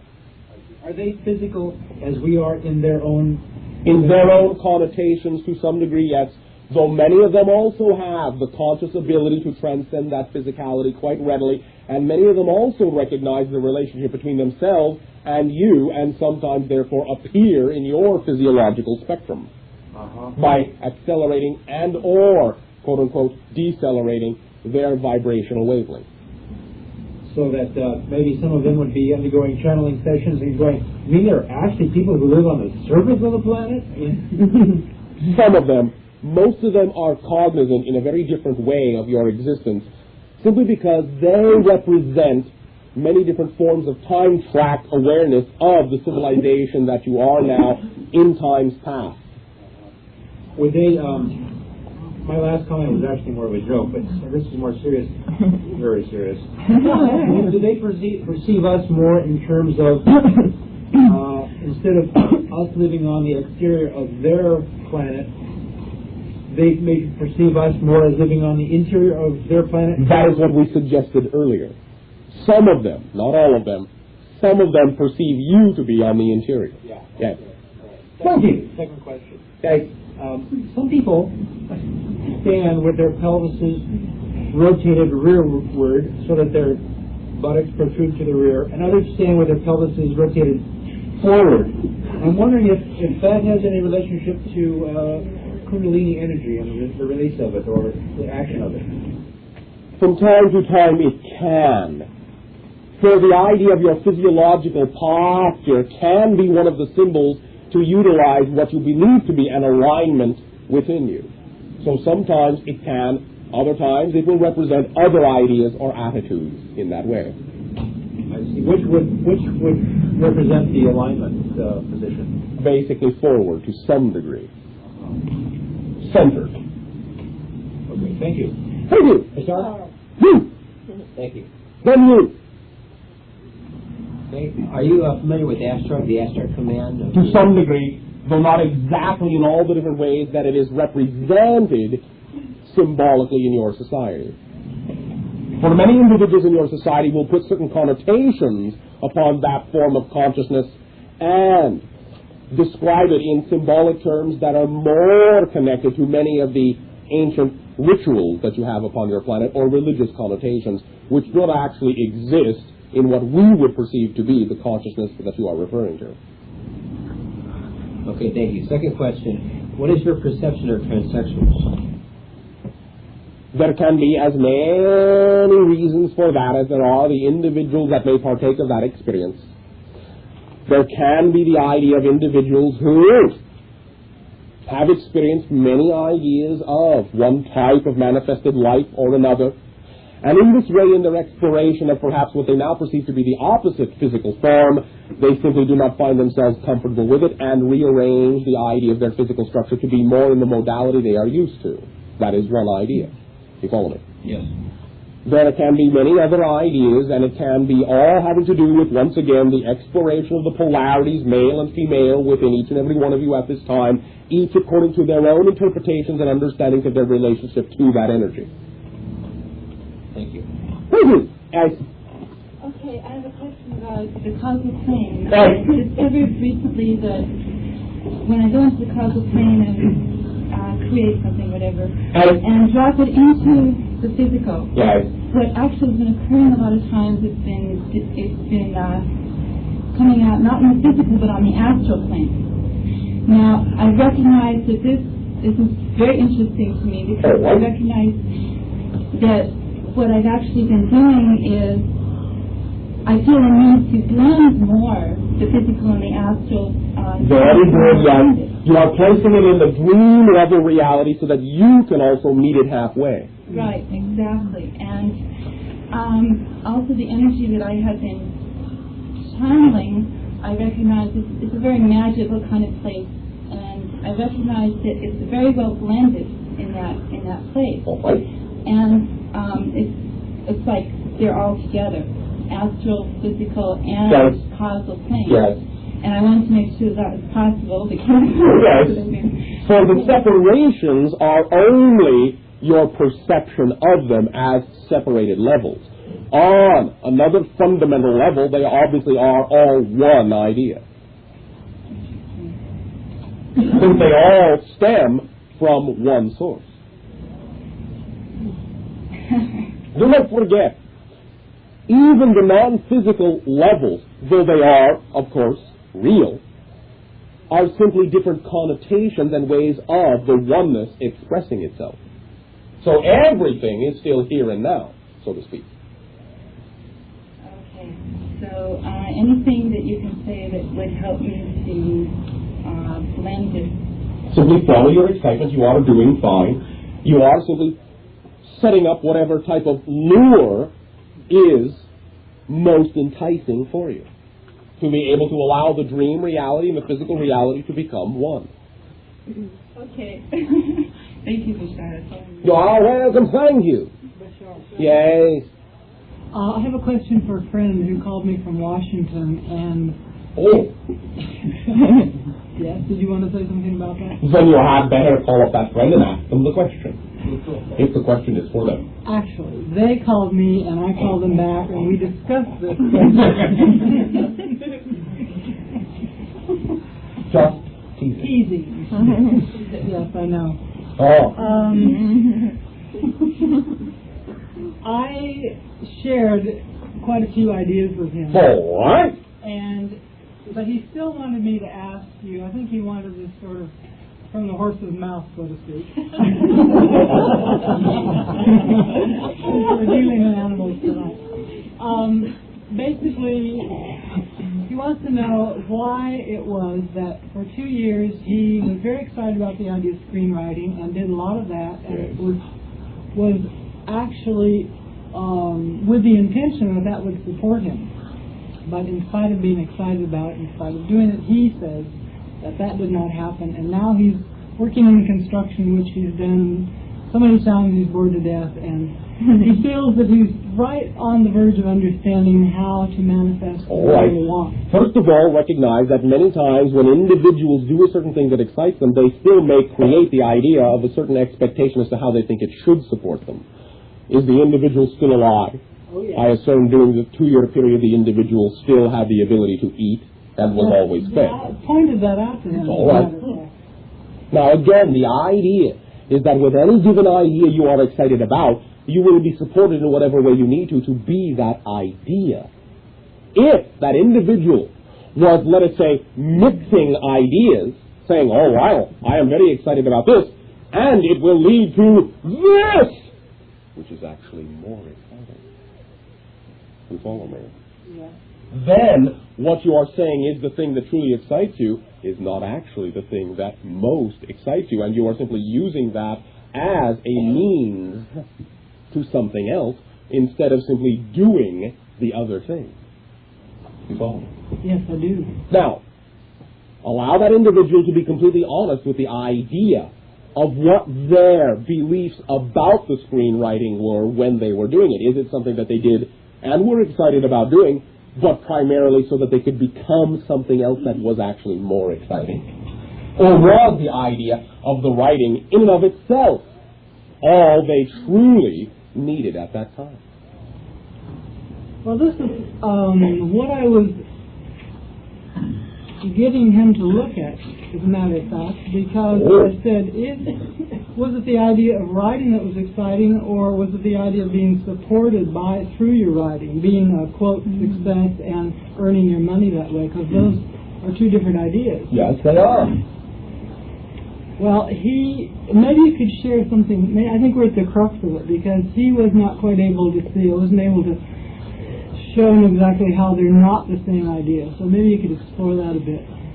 what we will say right now is, if the being is willing to simply sit with themselves in openness, vulnerability of strength, trust and honesty, and to truly define what it is, what the idea is that they truly find most exciting.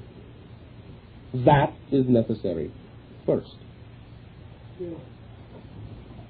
All right? Yes, thank you. I will fill on that, and I'll also send you the tape. You can also allow the individual, if they wish, to open up into their dream reality and allow themselves to create a scenario in the dream reality that will allow them to very, very clearly understand that they have a very bright spotlight on the path that they are, and at any given moment can truly see which way the path bends and can simply follow it. Good, thank you. Well, they've moved to an absolutely beautiful area, and I think they're enjoying their lives. But all right. One other thing. Yeah. Many times, because of the expectations and the invalidations that you may place upon an idea, even if you do recognize that that idea is exciting, the idea may be exciting not necessarily for the end you think it is for.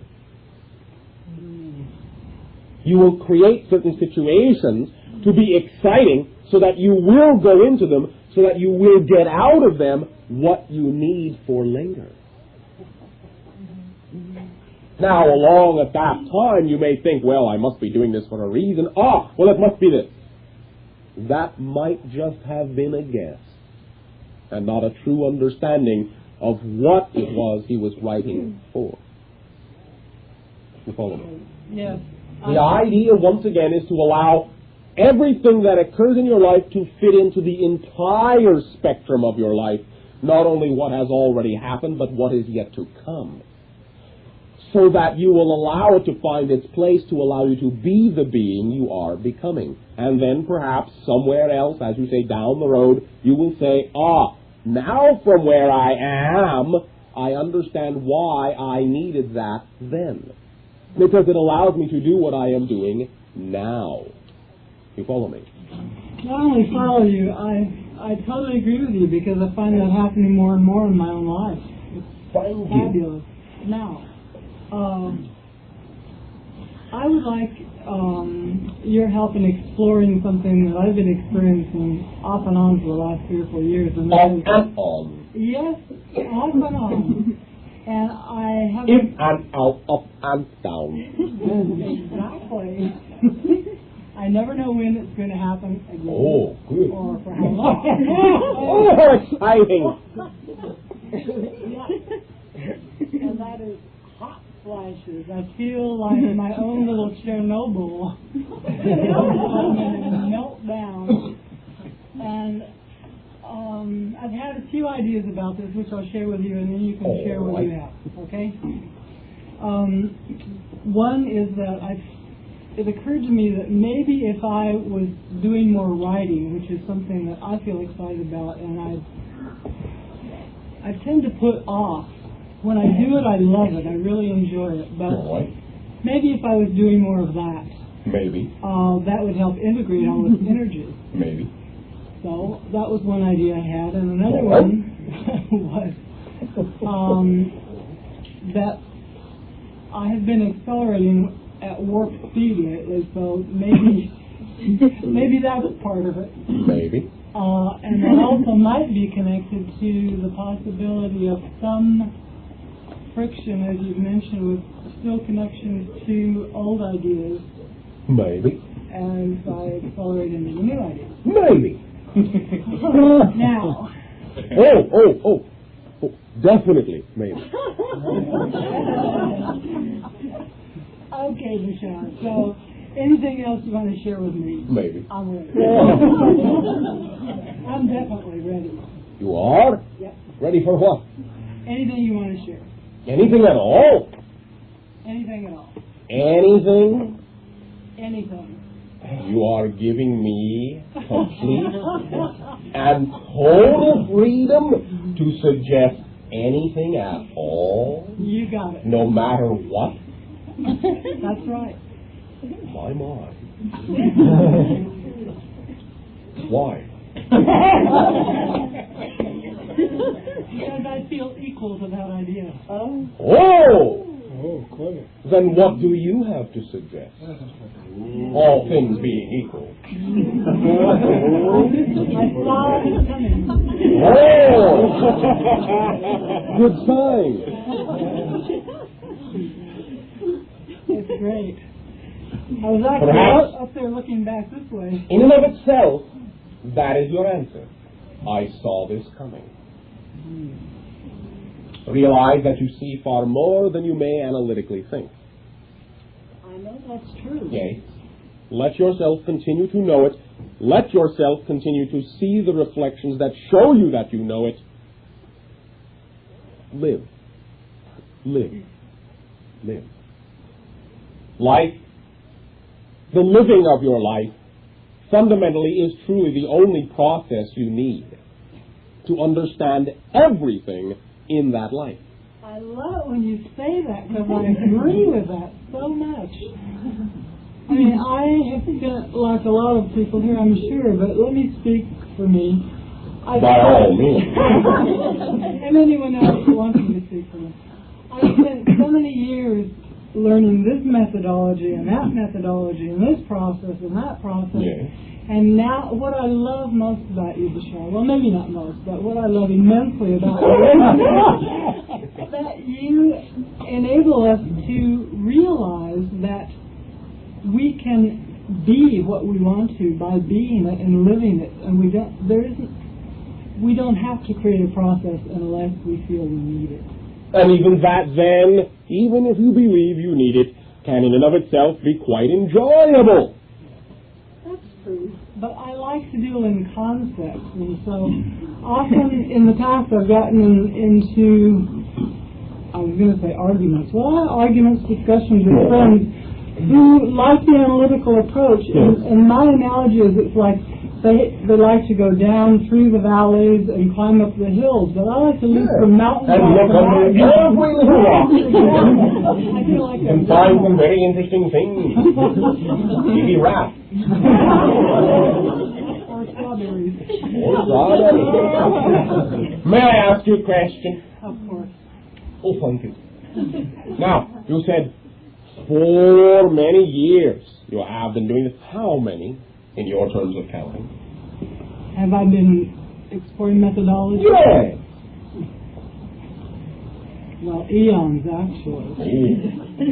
Eons.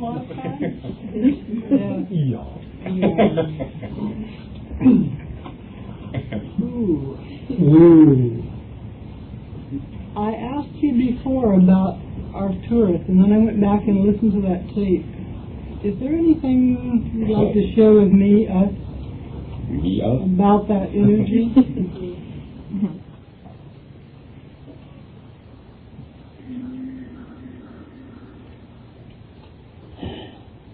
Tonight before you sleep, envision, if you will, the blackness of space, both externally and internally. See yourself at the fulcrum point of infinity. You follow me? It is equally infinite outward as it is inward. Envision that background, that blackness, if you will. And recognize once again that it is not a void, it is not a vacuum, it is not empty, but it is full of everything. Upon that blackness, extend. From the center of your solar plexus, equally outward and equally inward, a cone of orange light. All right? In the very core center of that cone, inward as well as outward, a very strong, intense, and highly focused laser-like beam of white light.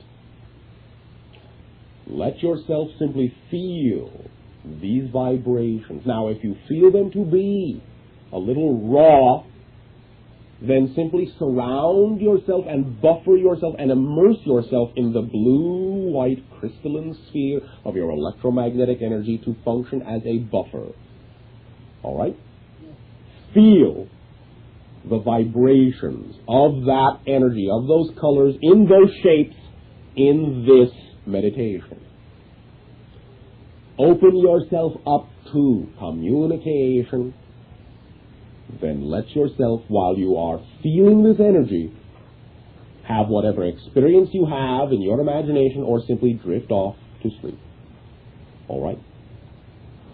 Thank you very much, Bashar. Thank you. You! Two questions. Speak up. Yeah. First of all, for about a year or so now in our time, I've been working with a group of people down near the beach in a place called Venice. The area that we work has been called the Healing Circle because people do various forms of body work down there. Now, over about the last 8 months, 6 months, a lot fewer people seem to have been attracted to experiencing the services that we offer. We offer it on like a donation basis that people can come and give an offering of some sort if they wish to. Time for a change. I was perceiving this. Time to recognize that everyone is beginning to realize they are their own healer. Time to share the idea with them that they are their own healer. Let them have the experience of getting in touch with that is necessary to allow them to know they can always heal themselves, and always do. And that they are not coming to you so much for something they cannot do, but for you to reflect to them that which they are. You will have them in droves. Once. Because that is all they need. Thank you. I've done nothing. Sure. Yes. I have one moment.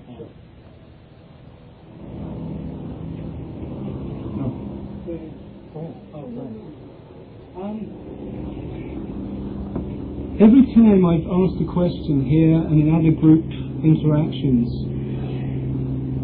I seem to create a strong fear within myself. My heart starts beating really fast and... Why do you think that's fear? Why not excitement? Why not acceleration? Why call it fear? I guess because I labeled it that way. Guess so. Would you prefer to label it another way? Would you prefer that it could be the idea of excitement?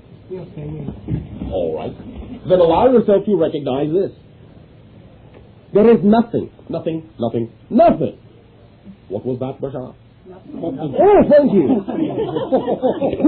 There is nothing that you could ever discover behind the fear that could not be used to add to the overall understanding and expansion of your ecstasy.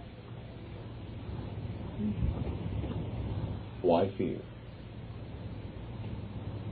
Your society has already created in vocal form the saying that many of you think is a wonderful philosophy but do not realize is actually a description of the mechanism of all of the invalidation that you experience in your civilization. You have had an individual say, the only thing you have to fear is fear itself. It is the belief in the power of fear that creates any situation to be fearful. And only that belief.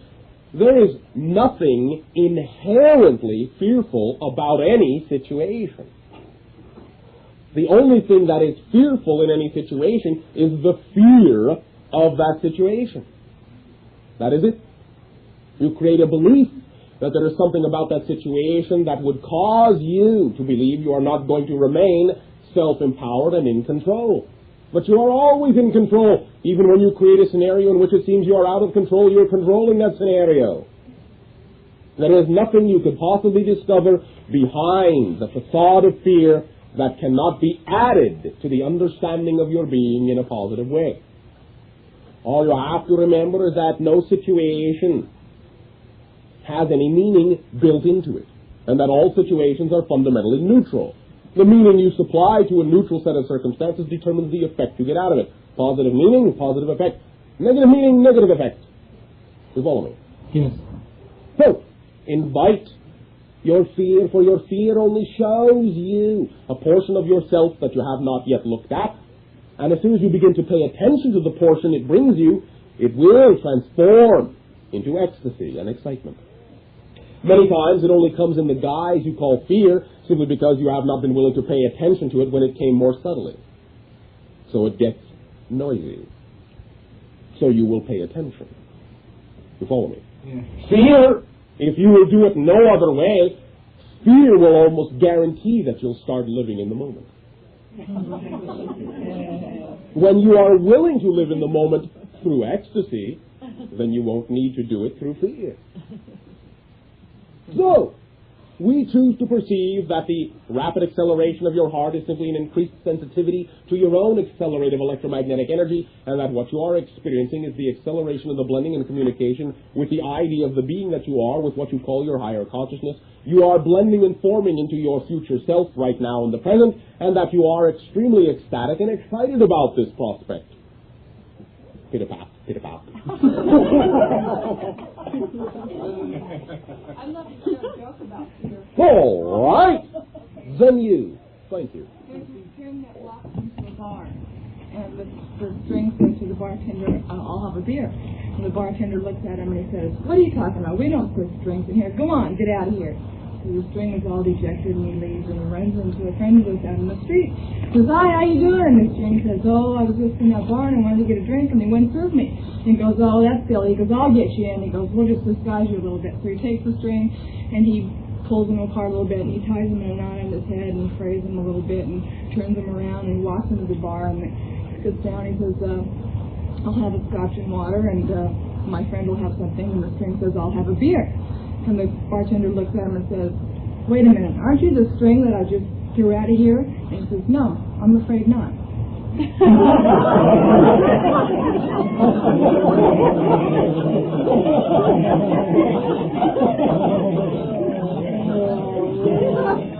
Thank you for stringing us along. Most enjoyable.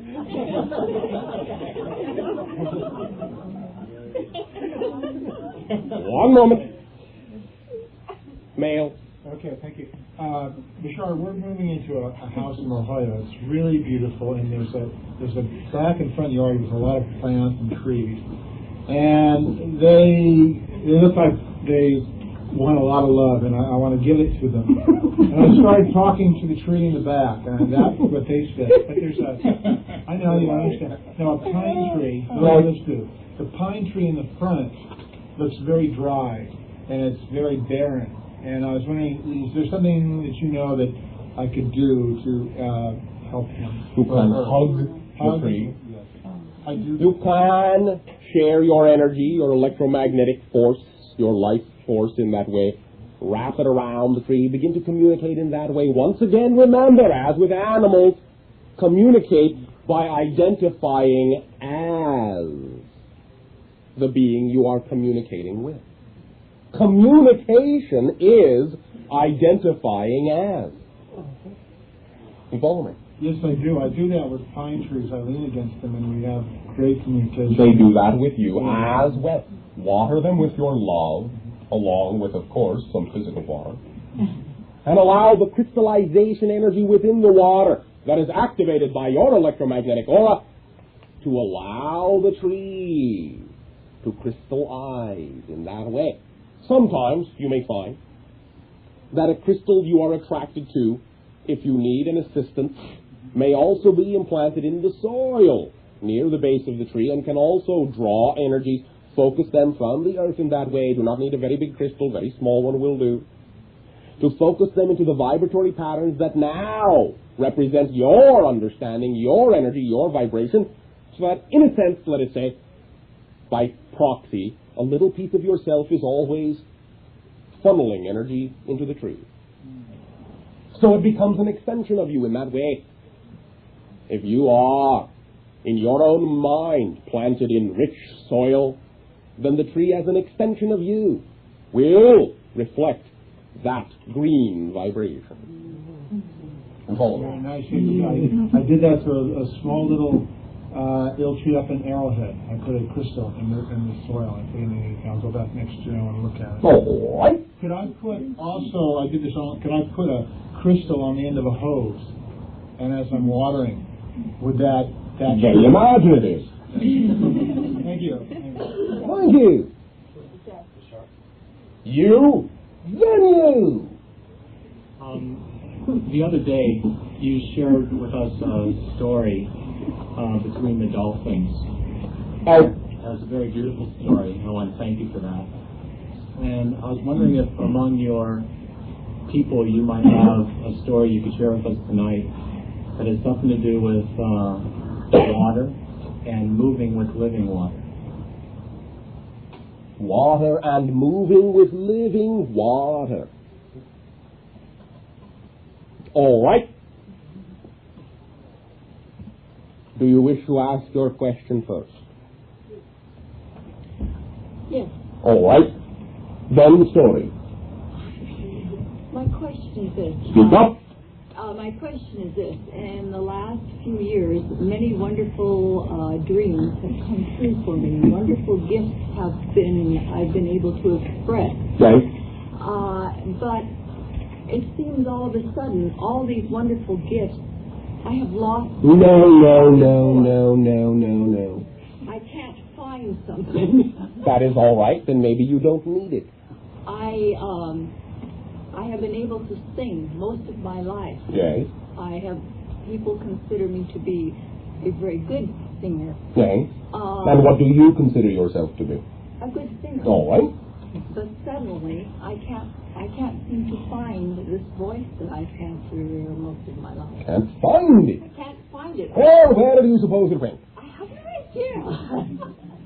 But I have other wonderful things that are happening, but why should this one disappear? Maybe it is simply resting while you discover many other wonderful things that perhaps you would have overlooked by focusing on the singing. Could be. Could be. But I miss it very much. What about the excitement inherent in all the other things? Oh, they're wonderful. Oh, they're wonderful, yes. Maybe it's just your opportunity to sing a different tune. I'm singing it. I'm just not willing to give up what I had before. You are not giving up anything. You are changing the idea of the way you will express it. You are redefining it. It is, let us say, in the shop for repair. Oh, it needs repaired. The idea is simply that you are defining yourself as a different being. You never lose anything. At any given moment, the way you express yourself is the way you need to express yourself to come to terms with that portion of your being. Recognize that you are always yourself a song of creation. Everything you are is a song of creation. Sing in that ecstatic mode, and then you will allow yourself spontaneously to find that you have never lost the voice, and when you experience that voice, what will come with it will be a depth, a richness of experience that was not there before. Relax. Do not go chasing after it, for it is right with you. You cannot lose anything. It is simply shifting. Relax. In relaxation, will you create the oxygenation and the breathing patterns necessary to allow you to align with all the energy you need, and then you will be as crystal clear as a bell-like tone. Find your flow. Listen to your tone and reflect it. Center within all that you are, rather than going chasing off after pieces you think are lost. And you will always find that it is there. simply shift it into a different key. Turn the key and allow it to come pouring out. All right? Thank you. Energy is with you. And you may avail yourself of the energy of all beings that share in the song of the creation that you are, as a society, as an individual. Sing in your dream, and when you create your physical reality to be your dream reality, one and the same idea, then you will sing as sweetly as ever. For life itself will be sweet beyond measure. Thank you. We thank you. Story!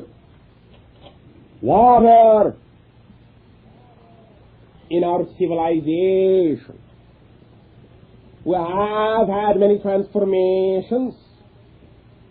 One transformation involved the exploration of our physiological world at a time when, in a sense, we were not, let us say, globally oriented, though we were not what you would call especially politically fractionated.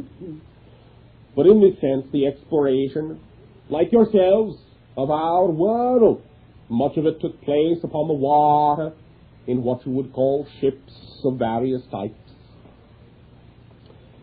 And there is the story of an individual, well, several individuals, upon one of those ships, who set sail for a particular destination. And when they had passed 30 of our day, the water, the wind, and everything stopped still.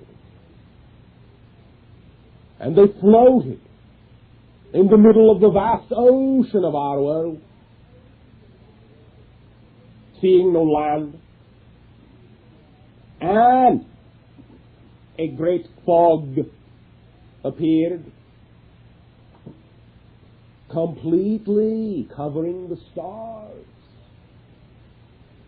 And after 3 more days, they had no sensation of where they were, which direction to proceed, how they may be facing, for there was no current, there was no wind, there were no stars. All of their instrumentations told them nothing. And they were adrift in a timeless void. In this void they spent another 30 days. And upon the 31st day from the center, what would be in your terms the 64th day of the voyage, they discovered the flow had started again, but they did not know in which direction. They could not tell where they were heading. And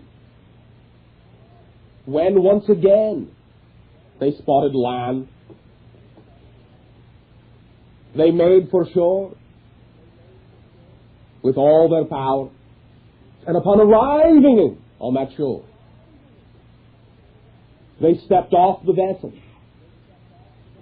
and went exploring, for they had at least arrived somewhere. And in their exploration they encountered many beings like themselves, and shared with them the story of their travel and the time that they had spent in the void in the middle of the great ocean. Bit by bit, they began to realize that the beings that they were sharing their story with were the children of the beings that they knew as friends when they left upon their journey only 64 days previous.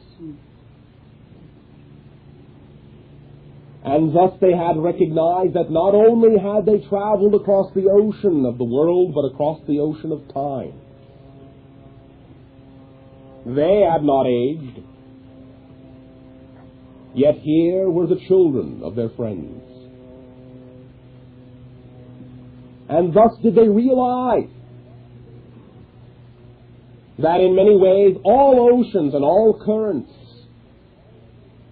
flow into all other oceans and all other currents. And they are all intermixed and all one. And setting out on a voyage in any one medium can allow you to very smoothly blend into all others. And in this way, within them, this opened up a whole new understanding and an expansion of thought, a whole new experience, and the beginnings of the explorations of the flows of time and space, as instructed by nature upon these beings with the flow of the waters of the world. And the understanding that when all directions seem to be the same, then in a sense, it does not matter in which direction you are going, it does not matter how you are proceeding, but that going with the flow at hand is what will always bring you to the realizations necessary for the services that you wish to provide. And that all rivers, all streams, and all oceans flow into one another. And in their own ways, though different, ultimately all lead to the same flow. Thank you. Will that be of assistance?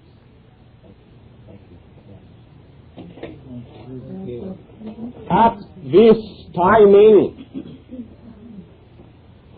we will therefore flow to you our unconditional love in wave after wave of ecstatic energy.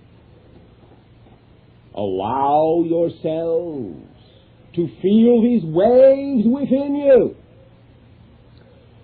so that you may float and flow upon the waves of the ecstasy.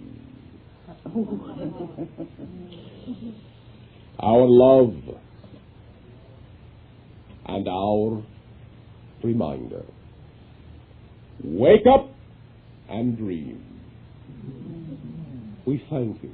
A fond and unconditionally loving good night, good day, good life to you all.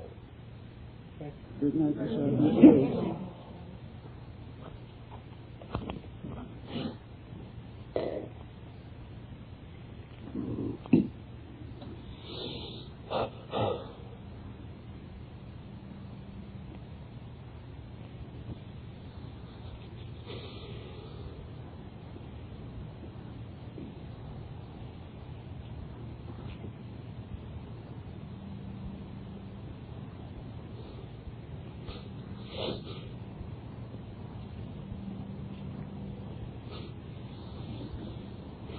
How'd it go? Wonderful.